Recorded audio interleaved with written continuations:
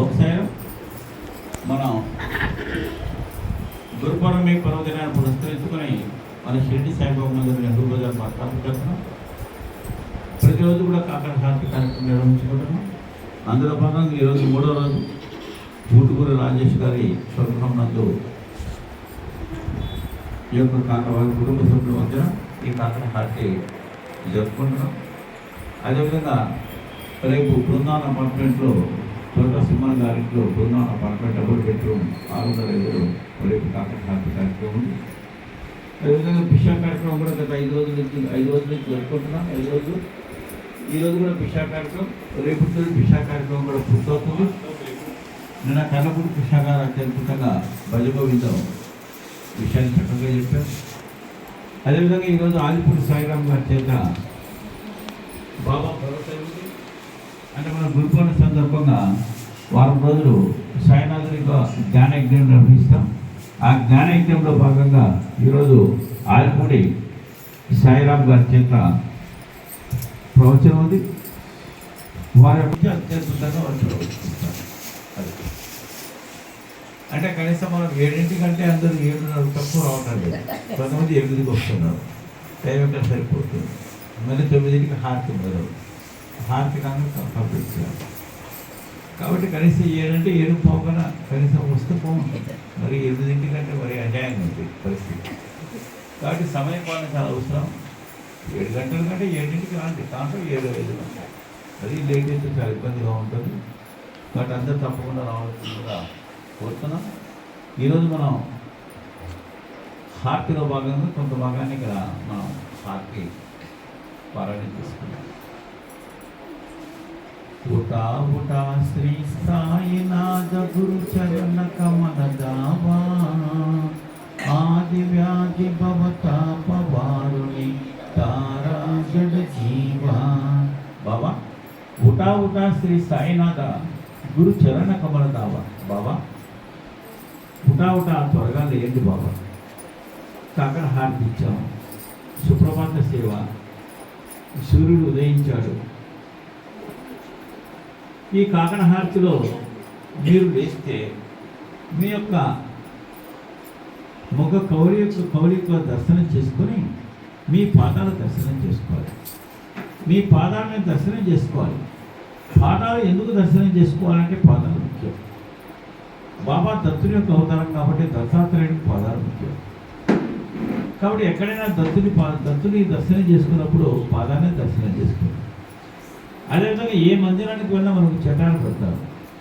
చటాలు అంటే దాని అర్థం ఏంటి అంటే పాదాలు. చటాల పైన మనం చూస్తే పాదాలు ఉంటాయి. రాముల వారి గుడికి వెళ్తే చటాలు పెడితే రాముల వారి పాదాలు. చెన్నకేశ్వర స్వామి గుడికి వెళ్తే చటాలు పెడితే చెన్నకేశ్వర స్వామి పాదం.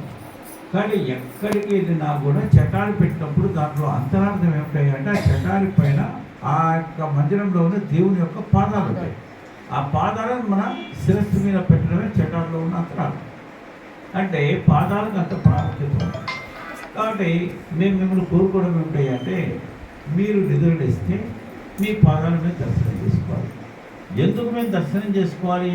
ఆది వ్యాధి పాప తాపవారని తారా జడజీవ అంటే ముఖ్యంగా ఏంటంటే ఆది వ్యాధి తాపవారిని తారా జడజీవ అంటే మేము అనేక రకమైన వ్యాధులతోటి, అనేక రకమైన జడబుద్ధితోటి, అనేక రకమైన దారిద్ర్యంతో, అనేక రకమైన రోగాలతోటి, అనేక రకమైన తాపాలతోటి మా మనసు చెలించేది. మాకు స్థిమితం లేదు. ఉదయం నుంచి సాయంత్రం వరకు రకరకాల సమస్యలు ఉంటాయి. ఇంటిలో గొడవలు ఉంటాయి, సంసారంలో గొడవలు ఉంటాయి, పిల్లలతో గొడవలు ఉంటాయి, మనవళ్ళతో గొడవలు ఉంటాయి, ఆరోగ్యపరంగా ఉంటుంది, వ్యాపార పరంగా ఉంటుంది, వ్యవహార పరంగా ఉంటుంది, సంసారంలో ఉంటుంది. లేదని అనడానికి లేదు. ఎందుకంటే ఇది సంసారం. ఈ సంసారంలో ఎవరు లేదన్నా ఎవరు ఉన్నదనేది వాస్తవం. మా ఇంట్లో ఏం లేదు, గొడవలు ప్రశాంతంగా ఉన్నారంటే అంతకన్నా అబద్ధం ఇంకొకటి లేదు. ప్రతి ఇంట్లో చిన్న చిన్నగా ఉంటాయి, సహజం. అంటే వారి మనసుని బట్టి వారి బుద్ధుని బట్టి కొన్ని చోట్ల ఎక్కువగా ఉంటాయి, కొన్ని చోట్ల తక్కువగా ఉంటాయి. అసలు మా ఇంట్లో ఏమి లేవంటే మేము చాలా ప్రశాంతంగా ఉన్నామంటే అంతా నాటకం, అన్నీ అబద్ధాలు, ఒక్కటి నిజం లేదని అంటాం. అది వాస్తవం. తల్లి కొడుకు మధ్య ఉంటుంది, తండ్రి కొడుకు మధ్య ఉంటుంది, అదేవిధంగా ఆటగోడల మధ్యలో ఉంటుంది, తోడుకు అందరి మధ్యలో ఉంటూ ఉంటాయి. ఏదో చిన్న పెద్ద వస్తూ ఉంటాయి. ఇవన్నీ మామూలు, అది సహజం. ఇప్పుడు ఈ యొక్క కష్టాలు, నష్టాలు, సుఖాలు, బాధలు మానవ జన్మలో సహజం. ఒకసారి ఒక భక్తుడు రామకృష్ణ పరమహంస దగ్గరికి వెళ్ళాడు. రామకృష్ణ పరమహంస దగ్గరికి వెళ్ళి నా కష్టాలు తీరాలన్నాడు. నా కష్టం ఉండకూడదు అన్నాడు. నా సుఖం కావాలి అన్నాడు. ఆయన సముద్రం ఒడ్డుకు తీసుకెళ్ళాడు. సముద్రం ఒడ్డుకు తీసుకెళ్ళి సముద్రం ఒడ్డును కూర్చొని అలా చూపించాడు. ఈ అలలు ఏమైనా ఆగిపోతాయి అన్నాడు.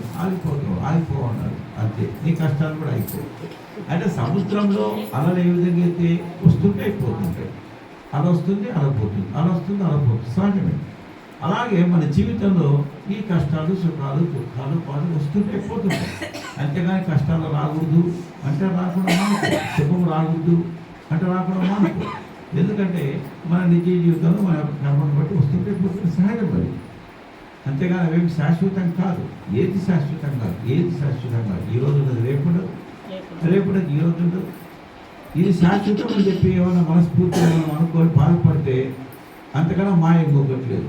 దానివల్ల మనం అనవసరంగా బాధపడమే తప్ప ఏం లేదు. ఈరోజు పెద్ద కష్టం వచ్చిందనుకో, ప్రశాంతంగా మనసు స్థిమితం చేసుకొని భగవంతుని ధ్యానించి కూర్చుంటే సమయం పరిష్కరిస్తుంది. ఆ కష్టం టైం పరిష్కరిస్తుంది.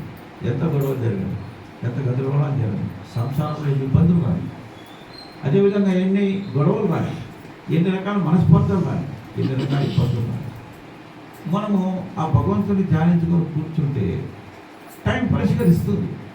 100% పరిష్కరిస్తుంది. ఆ నమ్మకాలే కూడా మనము టెన్షన్ పడితే ఆరోగ్యం చెడిపోతుంది, బీపీలు వస్తాయి, స్ట్రెస్ పెరుగుతుంది, గుండె జబ్బులు వస్తాయి, హార్ట్ అటాక్ వస్తాయి. ఇవన్నీ రాకుండా ఉండాలంటే ఏంటంటే ఏ కష్టం వచ్చినా, ఏ నష్టం వచ్చినా, ఏ బాధ వచ్చినా, ఎన్ని మాటలన్నా, ఎవరైనా మాటలన్నా కూడా కొద్దిగా మనసు స్థిమితం చేసుకొని భగవంతుని ధ్యానించి భగవంతుడి దగ్గర కూర్చొని మనము ఆయన ధ్యానిస్తే తప్పనిసరిగా 1 రోజు, 2 రోజులు, 3 రోజులు, 4 రోజులు, వారం రోజులు ఆ యొక్క దాని యొక్క తీవ్రత తగ్గుతుంది, దాని బాధ తగ్గుతుంది, తర్వాత సెట్ అయిపోతుంది. అందుకని ఇక్కడ బాబాని ఏం ప్రార్థిస్తున్నాం అంటే మన నిజ జీవితంలో అనేక రకమైన కష్టాలు వస్తున్నాయి, నష్టాలు వస్తున్నాయి, బాధలు వస్తున్నాయి బాబా. కాబట్టి నేను హార్తికి వచ్చాను, నీ దర్శనం చేసుకున్నాను. నీ దర్శనం చేసుకుంటే నీ దర్శనం ద్వారా నా కష్టాలు తొలగించు తండ్రి అని ఇక్కడ ప్రార్థిస్తున్నాను. కాబట్టి ఇక్కడ కష్టాలు వద్దు, కష్టాలు రావు, కష్టాలు లేకుండా ఉండాలని చెప్పి కోరుకోవడం కరెక్ట్ కాదు. ఎందుకంటే కష్టాలు అనేవి సహజం. కాబట్టి నా కష్టాల నుంచి తట్టుకునే శక్తిని నాకు ప్రసాదించు, కష్టాన్ని తట్టుకునే మనసుని ప్రసాదించు, బుద్ధిని ప్రసాదించు, ఆ ధైర్యాన్ని ప్రసాదించు అని మనం కోరుకోవాలి. అందుకని ఏంటంటే డాక్టర్ పిడే కథలో చూసాం. డాక్టర్ పిడే కథలో అతనికి కురువ్యాధి వచ్చింది. బాబా దగ్గరికి వచ్చాడు. బాబా నాకు కురువ్యాధి వచ్చింది, నేను పరిచయపోతున్నా, నేను చనిపోవాలనుకుంటున్నా. ఈ యొక్క కురుపు వ్యాధిని 10 జన్మలలో ఒక్కొక్క జన్మలో కొద్ది 10 జన్మలలో ఈ కురుపు వ్యాధిని తగ్గించమని బాబా ఏమంటాడు, 10 జన్మలు ఎందుకు నీకు, 10 రోజులు తాగంటాడు. 10 రోజులు తాగంటాడు. సరే అబ్దుల్లా వస్తారు, పురుగులు బయటకు వస్తాయి, 10 రోజుల్లో తగ్గిపోతుంది. అలా మనం బాబాను కోరుకోవాలి. బాబా ఈ కష్టాలు వచ్చాయి, ఇంత అనుభవిస్తున్నాం. కాబట్టి ఇంత అనుభవించకుండా మాకు తక్కువ సమయంలో మా కష్టాలను కడతీర్చే శక్తిని మాకు ప్రసాదించే, యోగ్యతను మాకు ప్రసాదించని చెప్పి అడగాలి. అడిగినప్పుడు బాబానే ఆ యోగ్యత ఇస్తారు. మరీ మన భక్తులైతే, ఎంత భక్తులు, పరమ భక్తులైతే మన కష్టం బాబానే తీసుకుంటాడు. అంత భక్తి మనలో ఉండాలి. కాకపోతే చిన్న కొడుకు ప్లేగ్ వ్యాధి వచ్చింది. ప్లేగ్ వ్యాధి వస్తే బాబా దగ్గరికి వెళ్ళాడు. బాబా దగ్గరికి వెళ్ళి బాబా నా కొడుకు ప్లేగ్ వ్యాధి వచ్చింది అన్నాడు. అప్పుడు బాబా ఏమన్నాడు, చొక్కా పైకి తీశాడు. నీ ప్లేగ్ వ్యాధి నేను తీసుకున్నా అన్నాడు బాబా. నీ ప్లేగ్ వ్యాధి నేను తీసుకున్నా అని బాబా కడుపులో బొబ్బలు వచ్చి కాపాడితే చిన్న కొడుకు ప్లేగు వ్యాధి బాబానే తీసుకున్నాడు. తీసుకొని కష్టాలు వస్తుంటాయి, మబ్బులు వస్తుంటాయి, మబ్బులు పోతాయి. వాటంతటవే కష్టాలు జరుగుతాయి, మనం ఓర్పు వహించాలని చెప్పి బాబా చెప్పడం జరుగుతుంది. అలాగా బాబా అనుకుంటే మన కష్టాలు కూడా తీసేసుకుంటాడు. అయితే ఆ విధంగా తీసుకోవాలి అనుకుంటే మనం అంత స్థాయి ఎదగాలి, అంత స్థాయి ఎదగాలి. అంటే ఇక్కడి చాలామంది ఆలోచన ఏంటంటే బాబా మాకు పలుకుతాడా పలకడా, బాబా మాకు కష్టాలు తీరుస్తాడా తీర్చడా, బాబా మాకు అనుభవాలు ఇస్తాడా అనుభవాలు ఇవ్వడా, మాకు స్వప్న దర్శనం ఇస్తున్నాడు ఇవ్వటం లేదా, ఇట్లా ప్రతి ఒక్కరిలో